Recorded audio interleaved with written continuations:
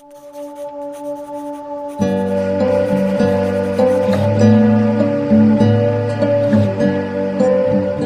everybody, I am back. It has been a hot minute since I have filmed a sit down video by myself. Everly is currently taking a nap, so I figured I would take the opportunity to film a quick video. I know most of you probably would have already seen our birth vlog, but today I figured I would sit down and speak about our labour stroke birth story. As a first time mum, I watched so many of these on YouTube, obviously before I gave birth, trying to prepare myself. I know we have like a lot of first time mum subscribers, so I figured it would be nice to share the story with you guys. Some of the videos that I watched weren't great, like weren't very positive. The women didn't have a very good experience, and obviously no two labours are the same. Like nobody carries a baby the same, nobody's going to labour the same. We are individual and unique for a reason. So this isn't to say that this is exactly how your birth is going to go. So this isn't to say this is how your birth's going to go, but I wanted to put some positivity out there that not all labours are bad, because like I say, I think I kind of scared myself about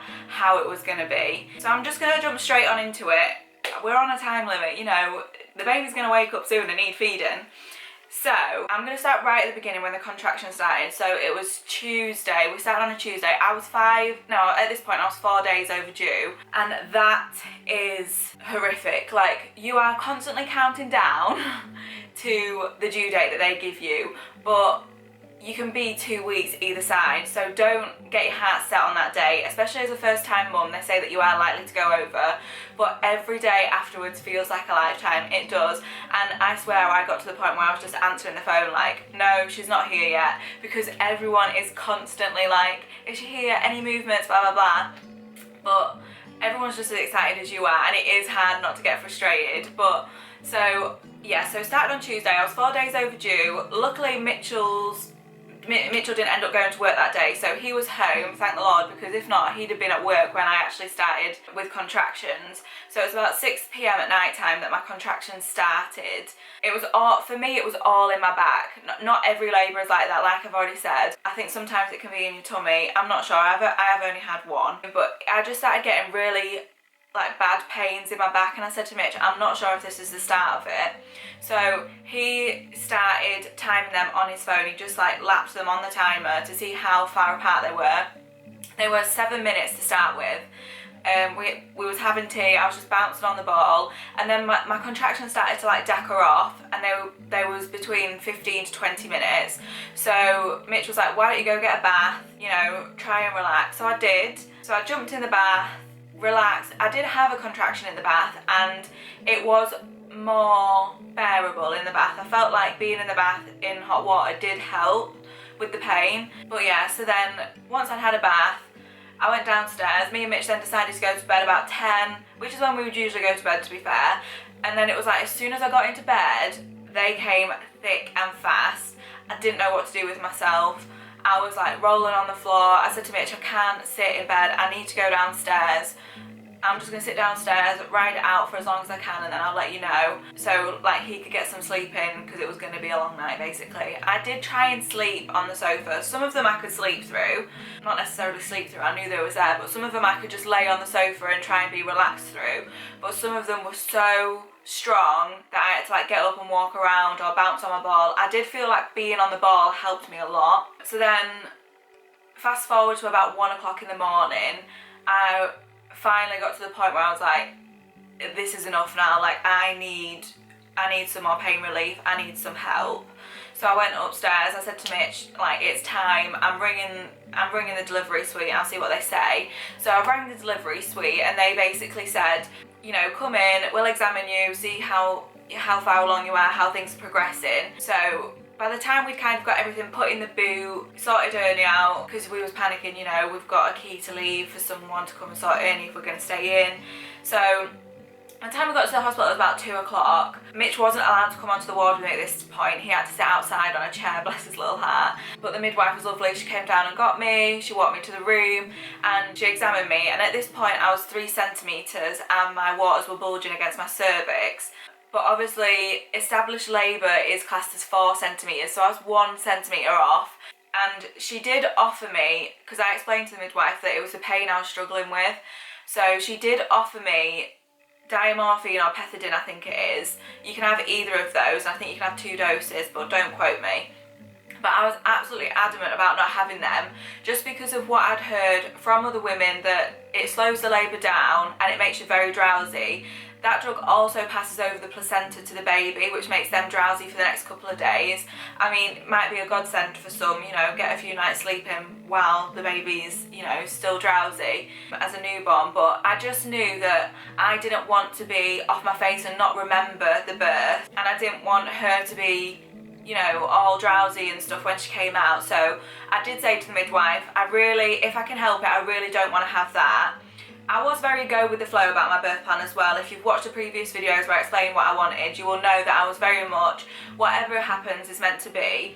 I was pretty much open to anything, but on the day I knew that I didn't want them drugs. So I said no to them, so she said, that's fine, we can't keep you in then, and you don't live far, so you can go back home. I'll give you some codeine and some paracetamol, and then you just come back whenever you feel ready. She said, even if you get home and you want to come back, that's fine. And she was lovely, bless her. So she said she walked me back down to Mitch, who was still waiting, and we toddled off back home. So by the time we left the hospital, it was about 3 o'clock. So we got home, and I'm not kidding, pretty much as soon as we got home, I went to the toilet, and I'd lost my plug, and my waters had started trickling. So I said to Mitch, I've lost my plug and I think my waters are trickling as well, because it's not like we see in the movies, women's waters just gush out or like break. It doesn't always happen like that. Mine just trickled every now and again, and it was almost like I just felt like I was weeing myself every now and again, like just a little bit of water dribbling out. Then I think we was home about an hour and a half. It felt like 10 minutes though, I'm not even joking. That's another thing. I thought labour was gonna feel so long and like I was in all this pain and it was just dragging, but it didn't. It went so fast. So we was home for about an hour and a half. I'm sorry, I'm trying not to babble, but it's really hard. We was home for about an hour and a half, and I said to Mitch, I need to go back. Like, I'm ready to go back now. I think they'll keep me in, and I think I've progressed. Like, I've lost my plug, my waters are trickling, like things are starting to happen now. So back in the car we got. I think it was about 4:30, 4:45, maybe 5 o'clock by the time we got back to the hospital. It was the same midwife. She came down and got us. We took the bags up to the ward with us this time, and Mitch was allowed in with me. She assessed me when I got there, and I was 5 centimetres at that point. So I'd gone from 3 centimetres to 5 centimetres in a space of like 2 hours. Then we were staying in, we was at hospital, we was there to stay. And at this point, as well as when we'd come back from the hospital, I constantly felt like I wanted to be on the toilet. Like, I think it's just natural because, you know, the toilet and the bathroom is the most private place for you. They do say that you relax naturally in the bathroom as well, but I was just back and forth to the toilet, or I was bouncing on the bottom. I found that best for me. So pain relief wise, on the way to the hospital the second time, I said to Mitch, I am getting the epidural, I want the epidural, I need help and I need relief from the pain. Now, to be honest, I can't actually remember how bad the pain was now, and I know everyone says that you forget about it, but obviously you do. I just remember feeling uncomfortable, and it was in my back, and I just remember not being able to get comfy and it being uncomfortable. Like, yes, it is painful, but again, as well, I didn't know that you only get the pain during that minute of the contraction. In between the contractions, the pain isn't there, so you're kind of just waiting for the next one, if that makes sense. So I'd said, like, I'm ready, I want the epidural. I know I'd said my preference for the birth would be a water birth. Like I say, if you've watched the previous videos, you'll know that my preference was to have a water birth, and to try and do it with just gas and air, so I could be in the water, but the water birth didn't even cross my mind. And people say your birth plan goes straight out the window, and it does. Like I say, I didn't even have a birth plan. I was just like, whatever happens, happens. We'll go with the flow. But my preference was to have a water birth, but it didn't even cross my mind. I didn't even say to the midwife, I want a water birth. The first thing I said was, get me that epidural. Like, I want the epidural. Like I say, we're in hospital, I'm 5 centimetres, I've told the midwife I want the epidural. She started to get the paperwork and stuff done, but it's not as simple as just getting the epidural. You have to do the paperwork, you have to have a cannula, they have to take your blood, send your bloods off, get the bloods back, and then make sure the anaesthetist is happy to give you it, basically. So, they couldn't get me cannulated. My hands, she said my hands and my veins are so small, that the midwife struggled to do it, so then they had to bleep a doctor to come and do it. There was no doctors available at the time that they bleeped him, so obviously I was still going through my contractions and stuff. On gas and air, she did give me gas and air as soon as I said I wanted the epidural, so from being in up until this point I was still just sucking on the gas and air and using that as my pain relief. Eventually I remember begging and being like, I really need some more relief, like this is not enough, I need something else. Again, I think she offered me diamorphine again at this point, or pethidine, but I said no. I was absolutely adamant about not having that. A doctor came shortly after, well at least it felt like shortly after. She got me cannulated and she took my blood, and I remember saying, oh, can I have the epidural now? And she was like, we need to send the bloods off and it takes about 30 to 40 minutes, and I was like, oh. But I think the only thing that was getting me through was the fact that I knew I was going to get some relief at some point from the pain, and I could just like maybe, you know, get a quick nap in. That's what I was absolutely adamant about getting a nap. I was like, I just need some respite, I need a nap, like I just need to have a break from it, because obviously I'd been up all night, and I just remember being like that. So once the bloods had eventually come back, I was actually 9 centimetres, so the midwife was like, you're too far gone, like you've got 1 centimetre to go, we can't give you the epidural, like because your contractions are coming too thick and fast basically. I think there was like every 3 minutes at this point. Because they're coming so fast, they know that you're not able to sit still while they're putting that injection in your back, and obviously you need to be as still as possible so that things don't go wrong. So that was it, and I was just like, oh my god.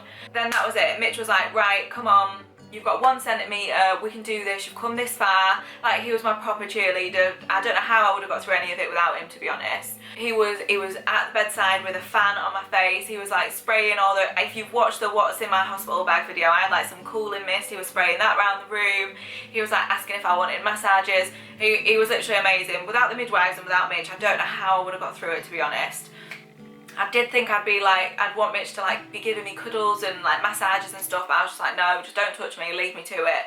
It's really weird because I'm such a cuddly, like needy person as well. So for me to be like, no, leave me, like I don't know, you just don't know how you're gonna be, you don't. So like I say, it was 9 centimetres, and then I let out like this real, not like a scream, but like almost like a yelp, and Mitch was like, what are you doing? And my body had started pushing, and I can't even describe it, it's so weird. Like, your body is amazing, it knows what to do. Even if you weren't gonna push, your body knows how to get that baby out of you. So I think it happened like 2 or 3 times, and I was a bit like, I don't know what's happening, Mitch, because he was like, what are you doing? And I was like, I don't know. So the midwife came in and she was like your body's pushing, but obviously you're not meant to push until you're 10 centimetres. So my body was doing this on and off for, it felt like a while, to be honest. And the midwife has said to me, you know, just try and not push, but it's so difficult not to, it's your body doing it. She was like, try to not push and try and just, you know, breathe through the gas and air on the contractions, and we'll start pushing at 10 centimetres kind of thing. So eventually we got to 10 centimetres, and they was like, right, it's time to push, and I was like, right, I am giving this my all. Like, I didn't want to be pushing for hours, have to have, you know, like instrumental delivery. I was like, I'm gonna give this everything I've got, and I'm gonna push with everything I've got in me. The midwives are so good. They didn't really coach me through it. You go with your contractions. So if I'd have had the epidural, I wouldn't have been able to feel the contractions to know when to push. But obviously, because I've not had it and I was just on the gas now, I could feel the contractions. I knew when they was coming and I knew when I needed to be pushing. So they didn't need to coach me. They did, the midwives did say, you know, don't scream with it, or don't like, I think at one point, I think I was like making a noise in the back of my throat, like, or something like that. And they was like, put it all into your pushing. Don't waste your energy putting it anywhere else. Just put it all into your pushing. So I did, and that really helped them saying that, because you don't realise you're doing it either. Like, I think it was like a reminder, like, just put it into your pushing. So I did. Like I say, I was just giving it everything I had. Mitch was fangirling me at the side, like, come on, you can do this. And the first few pushes did feel a bit like, am I getting anywhere? Because, you know, her head wasn't out or anything like that, and it's like there's like a ridge that you have to push the head over. So with a contraction, you'll get so far, and then obviously because you're waiting for the next one, the baby will move back slightly. So you are like yo-yoing for a bit, trying to get them over this ridge. But I got her over, and then they say about the Ring of Fire. I definitely felt the Ring of Fire, but it wasn't as bad as what I expected it to be. That might just be me as an individual, I don't know. And then with that, a head came out, and they do coach you through that bit, because that is the bit where they can potentially help you and prevent you from tearing. So they like tell you to do like almost like you're blowing a candle out, and then like a little push, and they'll tell you when to do it. And I think it's just to help how fast the head's coming out, and that can obviously prevent you from tearing then. So they did coach me through that bit. Then the head was out. She asked if I wanted to feel her hair, which I did. I couldn't necessarily see everything that was going on because my bump was still in the way, but I did feel her hair. But I remember feeling down there and being like, why is it so swollen? I felt like that's something I wasn't prepared for. Like, nobody told me how swollen it gets. And then it was a case of waiting for the next contraction to push the shoulders out and like the rest of the body, I guess. So I felt the next contraction come in, and you know, I went with it, pushed her out, and she came out. When she came out, she didn't cry straight away, and I think I was talking about like One Born Every Minute. I watched One Born Every Minute like throughout my pregnancy. I don't know why. People say that, you know, it's nothing like it or whatever. It's just like a 10-minute clip of someone's labour. But I liked watching it, and it didn't stop me watching it. So, you know, you see like clips like that and stuff happen on there, and you think, oh God, like it is heart-wrenching. And then obviously when she came out and she didn't cry straight away, it was like, oh. But I feel like me and Mitch had the conversation about it, and Mitch was like really, like he was like nearly welling up, like really scared. But I feel like I seen her do some kind of movement, and I was like, she's fine, like what's everyone worried about? And as well, I don't know if I was still like on the gas and air, and I don't know, it obviously was worrying, it was scary, and it felt like a lifetime waiting for her to cry or to scream or something.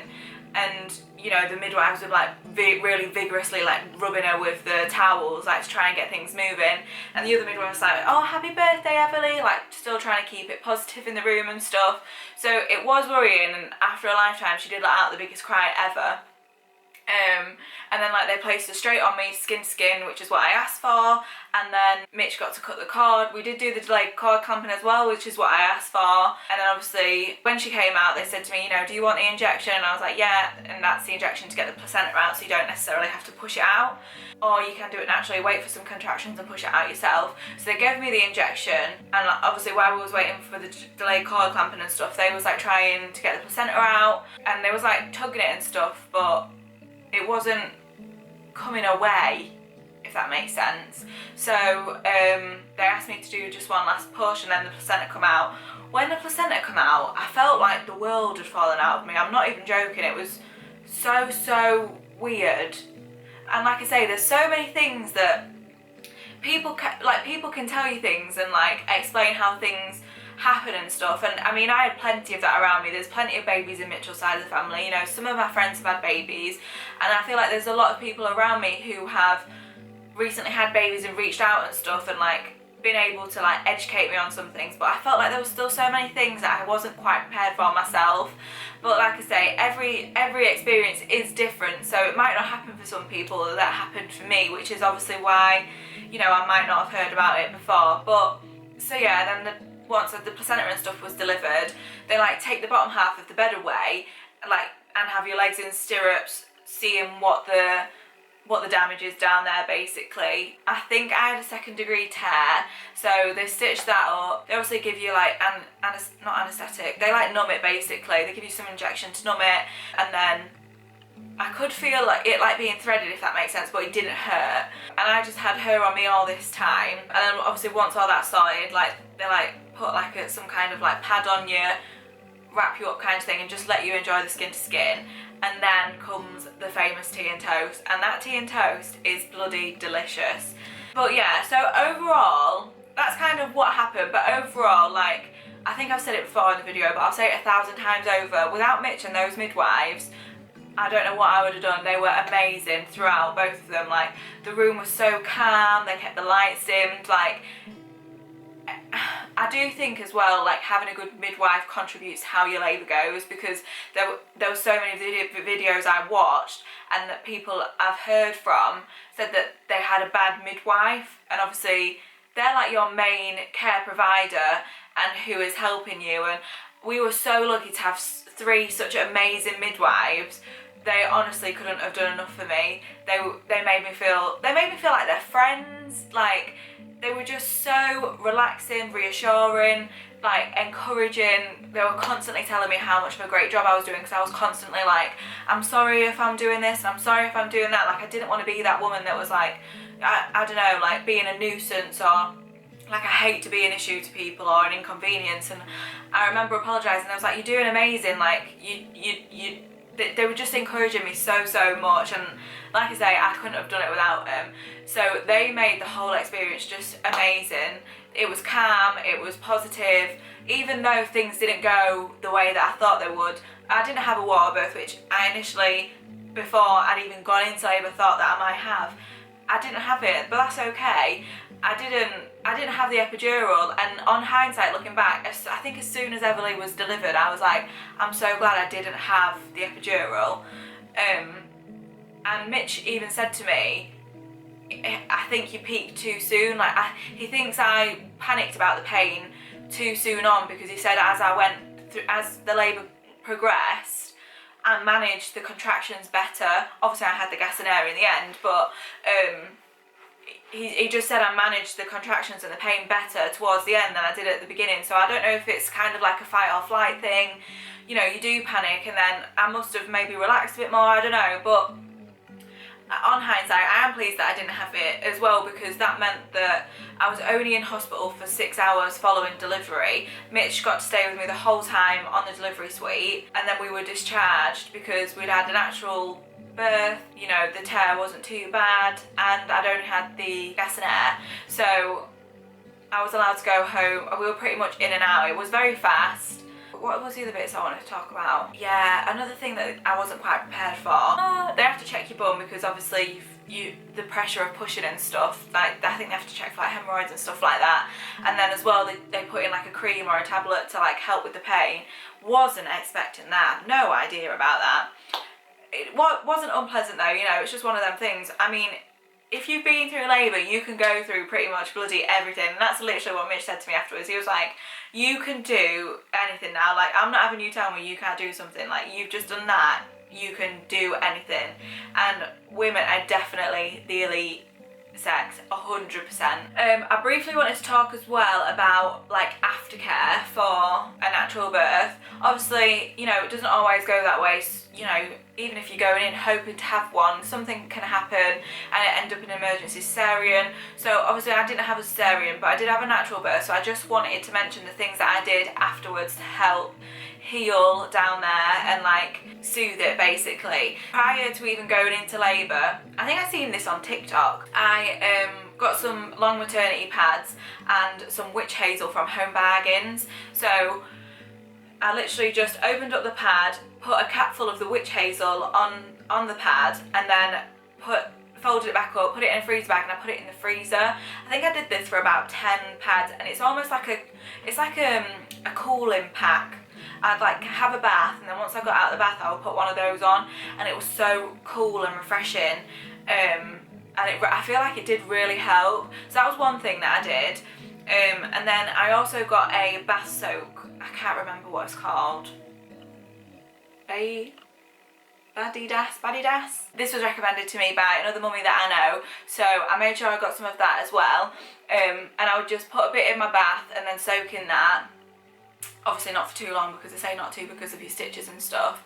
And then the only other thing that I found really useful was the type of pad that I was wearing. I think they're called Lilletts. I haven't got any left now, but they're like really long, and they've got like an extra bit of a flap at the back, really absorbent. They were definitely the best ones that I used. So just 3 extra little tips on the end there. I think that's going to conclude everything that I wanted to say. I don't know if I've babbled too much. I don't know if there's stuff that I've missed out, but overall both me and Mitch don't have a bad thing to say about the birth and how it panned out. we do feel really lucky and so pleased that it went the way that it did, and to just have a happy and healthy baby at the end of it. Both me and Everly were safe, which is all that we were bothered about. Thank you for watching and listening to me ramble. If there's any questions or anything that you want to ask, or anything that you know, figured might have happened but I've not mentioned, drop a comment and I'll reply. Thanks for watching.